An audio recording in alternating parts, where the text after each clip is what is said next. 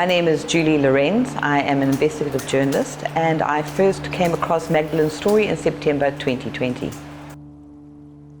Magdalene Corser and her 3 sons are from Wentworth, a poor community wedged between oil refineries and toxic industries in Durban, a city on South Africa's east coast. The people have suffered social and environmental injustice for decades.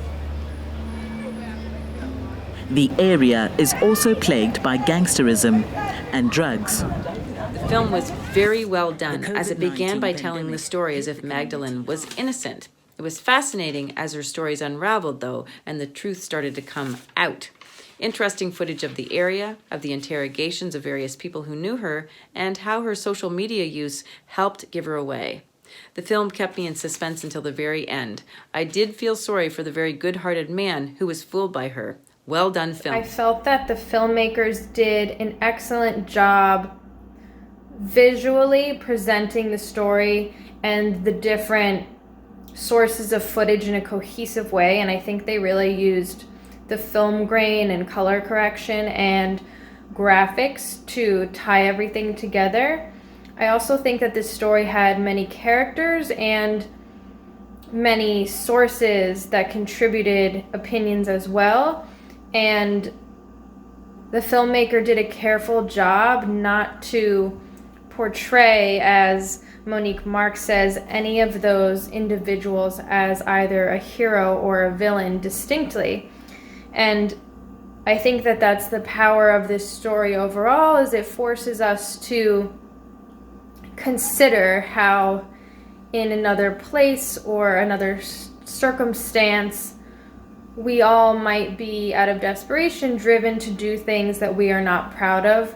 And I think that this film enables us to look at Magdalene in a very honest way, and a way that reflects her struggle as well as how her struggle contributed to the struggle of others. This was a sort of a fraud crime that, I was aware of this sort of thing kind of happening, but not specifically in this way, So it raised my awareness, certainly. And it's just a really interesting story, It was told very well. Everything was put together very nicely, edited, and everything looked great. It was a very compelling, interesting movie. I couldn't, keep my eyes off it. It centers on this idea, this Magdalene character. It's just, there are just people out there who will do certain things and justify it in their minds in certain ways, and it's just very interesting. At the end, they say, the best thing that from this experience to know is to raise awareness, so this sort of thing doesn't happen again, doesn't happen anymore. So my awareness has definitely been raised, and I hope this film gets out there and gets seen, because it's it's got an important message. But it was a very good job by the crew, the director, the editors, everybody involved. So great job on this, and I hope it gets out there and gets seen, because as you say, and as I now know, awareness is very important. I think that the documentary set it up so well, which was painting us the story, the fabrication of Magdalene and her situation, and pulling our heartstrings and getting us involved. We're like, wow, this is such a tragic life that this person has lived, and then the ball drops, and it's, well, actually none of this is true. Whew. And it's cool how we get to go along on this, like down this rabbit hole, and pull at the strings, and just unravel all of the different layers and how deep it goes. I really think that Magdalene is such an interesting subject, because, as the one individual said, it's hard to pass judgment on somebody that you've never met, and obviously is living in different and less than ideal conditions than the rest of us, who has a family to support, a single mother. So, would most people go that far? Probably not. But very interesting regardless. And I watching her interviews was really interesting. How the first time she came in, she was very willing to talk, pinned it all on her cousin Renal, and then left in kind of a dramatic way, and then came back in with a full confession. Like, what happened?